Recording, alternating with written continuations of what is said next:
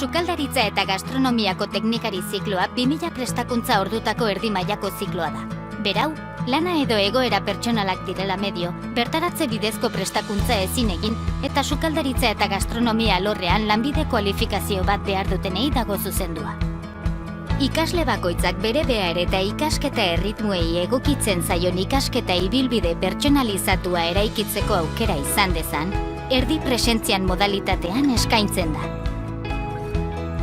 Ziklo honetako ikasketak amaitzerakoan, sukaldaritza mota guztietako elaborazioak aurreprestatzeko, elaboratzeko, kontserbatzeko, presentatzeko eta zerbitzatzeko jarduerak egiteko gai izango zara.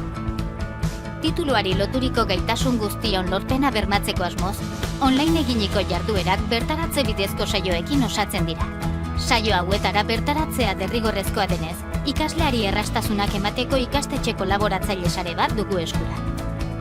Sukaldaritza eta gastronomiako zikloan, saio hauek, arratsalde gaueko ordutegian egin ahal izango dira Galdakaoko Ostalaritza Eskola Nagusian eta Gasteizko Gamarra Ostalaritza Eskolan.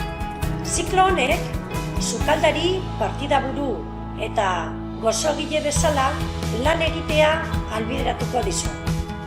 Ikastetxearen prestakuntza eredua metodologia aktiboetan oinarritua eta eginez ikastera bideratua, ikaslearen jarraipen eta tutoretza pertsonalizatuarekin osatzen da. Gulire esker nire lana eta ikasketak bateratu alditut.